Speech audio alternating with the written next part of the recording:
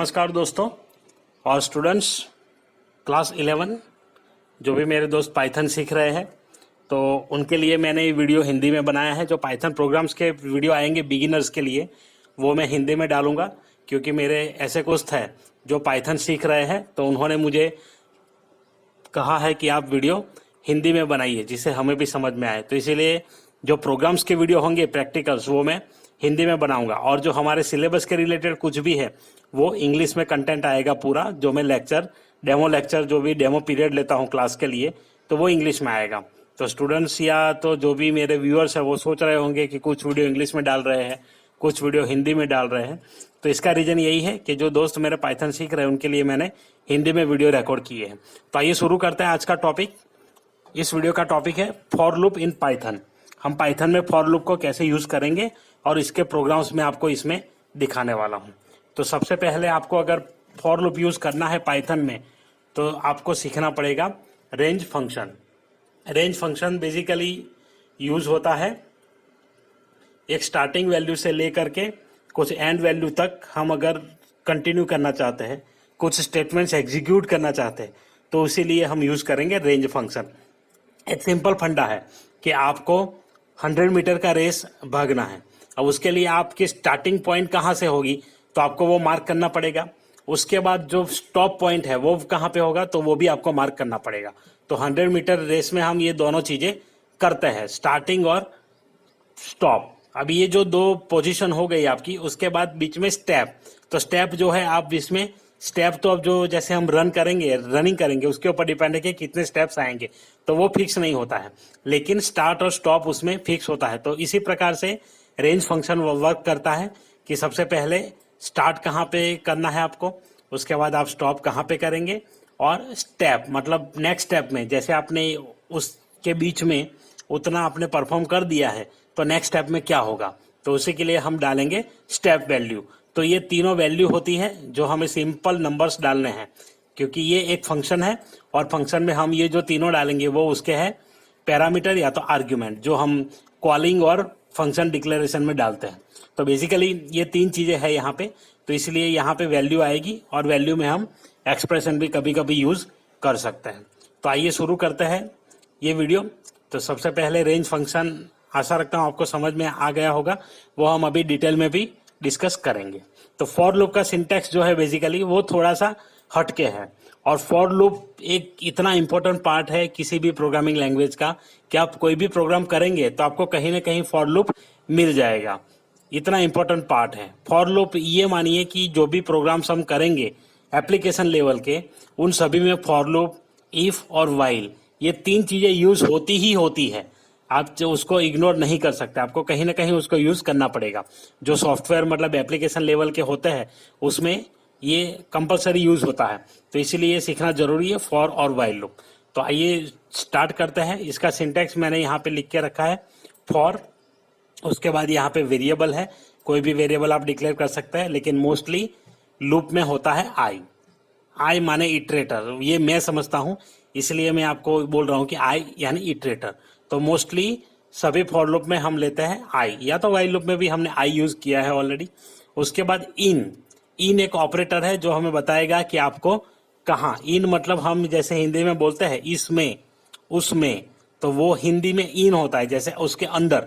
तो यहाँ पर भी वही सेम मीनिंग है, इन द रेंज ऑफ। तो हम जो यहाँ पर रेंज डालेंगे उसी रेंज के अंदर अगर आई हमें मिलता है तो स्टेटमेंट ये वाले एग्जीक्यूट होते रहेंगे जब तक इस रेंज में हमें वैल्यू मिलती है। तो इसका सीधा सा मीनिंग यही है कि हमने जो वेरिएबल लिया है आई, ये अगर हमें इस रेंज में मिलता है तो हमें इतने स्टेटमेंट्स परफॉर्म करने हैं, इतने स्टेटमेंट्स एग्जीक्यूट करने हैं। ये सिंपल फंडा है फॉर लूप का। तो आशा रखता हूं आपको समझ में आ गया होगा। आइए देखते हैं इसके प्रैक्टिकल प्रोग्राम्स। तो यहाँ पे मैं पाइथन आइडियली ओपन कर लेता हूँ। यहाँ पे पाइथन ऑलरेडी यहाँ पे मैंने ओपन करके रखा था। अब यहाँ पे लिख देते हैं एक function df for underscore pi. For loop का ये प्रोग्राम है इसलिए ये नाम रख दिया। अब स्टार्ट करते हैं फॉर आई इन। रेंज मैंने ऑलरेडी बोला है आपको कि कैसे लिखते हैं। रेंज 1 यहाँ पर मैं लिखता हूँ 10 और यहाँ पर लिखता हूँ 1 अगेन। तो यहाँ पे आपको समझ में आ गया कि रेंज कहाँ से स्टार्ट हुई, 1 से कहाँ तक जाएगी, 10 तक। और स्टेप, एक स्टेप में कितना होगा, तो एक ही वैल्यू आएगी। तो स्टेप 1 है तो हर बार स्टेप 1 1 1 परफॉर्म होएगा। अब यहाँ पे प्रिंट कर देते हैं इसको, प्रिंट, और यहाँ पे लिख देते हैं आई। और ये जैसे ही प्रिंट करेंगे आई की वैल्यू, तो आई एंड इक्वल टू ये सेव कर लेते हैं, इसे डेस्कटॉप पे ही सेव कर लेता हूँ अभी, फॉर 1 एंटर। तो यहाँ पे कॉलिंग स्टेटमेंट चाहिए फंक्शन को कॉल करने के लिए। ओके, तो यहाँ पर आप देख पा रहे हैं कि 1 to 9 का एक जो है सीरीज जनरेट हो गया। देखिए मैंने यहाँ 9 नंबर नहीं लिए हैं, सिर्फ एक ही नंबर को यहाँ पे रिपीट करके वैल्यू चेंज करके प्रिंट करवा दिया। तो ये है फॉर लूप का कमाल। तो यहाँ पे एक चीज आप नोटिस कर रहे होंगे कि यहाँ मैंने लिखा है 10 और ये लूप हमारा कहाँ तक गया, इन द रेंज ऑफ 10। तो मतलब 10 आया तो 10 को इंक्लूड नहीं किया है। अगर आपको वो लास्ट वाली वैल्यू इंक्लूड करवानी है तो उसके लिए आपको यहाँ पे स्टॉप वैल्यू है, वहां पे क्या लिखना होगा, n+1, मतलब जो वैल्यू है आपकी उसके +1 आपको लिखना पड़ेगा। यहाँ मुझे अगर 10 चाहिए तो मैं यहाँ कर दूंगा 11। ये देखिए यहाँ पे मैं for_pi और ये एंटर, शिफ्ट प्रेस हो जाता है इसलिए वो वैल्यू रिपीट हो जाती है। यहाँ पे देख लीजिए 1 to 10 की सीरीज जनरेट हो चुकी है।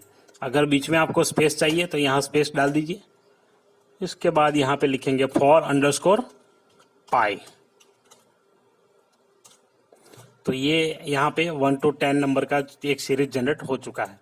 वैसे ही आपको अगर n नंबर तक चाहिए तो यहाँ आप कर लीजिए n। यहाँ पे वेरिएबल डिक्लेयर कर देते हैं n इक्वल टू इंटीजर, और यहाँ इसको इनपुट कर लेंगे, input enter the value of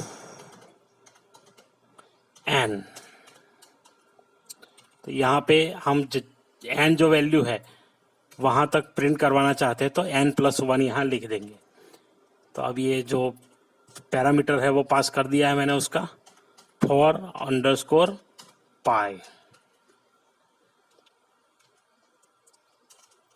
इसको मैक्सिमाइज कर लेते हैं तो आपका आउटपुट नीचे दिखेगा, एंटर। अब मैं डालता हूं 15, तो आप देख पा रहे हैं कि 15 तक के नंबर की सीरीज यहाँ प्रिंट हो चुकी है। तो इसी प्रकार से आप फॉर लूप को यूज कर पाएंगे। तो इतना इजी और इम्पोर्टेंट है फॉर लूप। और इसमें आपको ये एक और चीज भी मिलेगी कि जैसे आप व्हाइल लूप वगैरह लिखते हैं तो उसमें स्टेटमेंट ज्यादा आ जाते हैं, आपको अपने स्टेटमेंट नई लाइन में लिखना पड़ता है, उसके बाद आपको कंडीशन जो है वो स्पेसिफाई करना पड़ता है। यहाँ ऐसा कुछ भी नहीं है, आपने सीधा एक वेरिएबल लिया, उसमें इन और रेंज करके ये 3 वैल्यू इसमें डाल दी कि स्टार्ट यहाँ पे, स्टॉप यहाँ पे और स्टेप इतने होने चाहिए, तो ऑटोमेटिकली वो काम करने लगता है। तो ऐसे ये काम करेगा। अब यहाँ पे जैसे मैं डालता हूँ कि स्टेप इक्वल टू 2, तो ये चेंज करके हमें ऐसे आउटपुट दे देगा। देखिए for_pi, ये कॉल कर देते हैं,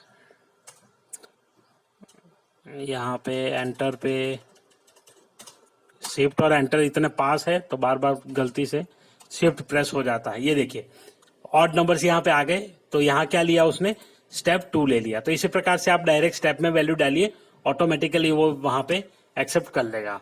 तो आशा रखता हूं कि आपको समझ में आ गया होगा कि फॉर लूप कैसे काम करता है।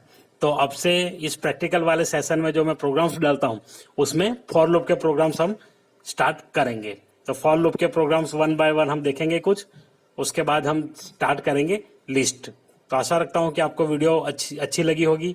वीडियो अच्छी लगी है तो लाइक तो बनता ही है, आप लाइक कर दीजिए और अपने दोस्तों के साथ शेयर भी करिए, तो वो भी कुछ इस प्रोग्राम से सीख पाए। अगर आप मेरे चैनल पे पहली बार आए हैं, मेरा वीडियो पहली बार देख रहे हैं, तो चैनल को सब्सक्राइब करना भी मत भूलिए और बेल नोटिफिकेशन आइकन भी प्रेस कर दीजिए, जिससे मैं ऐसी वीडियो अपलोड करूं तो आपको नोटिफिकेशन उसका तुरंत मिल जाए। वीडियो देखने के लिए धन्यवाद। मिलते हैं अगले वीडियो में कुछ और प्रोग्राम्स के साथ।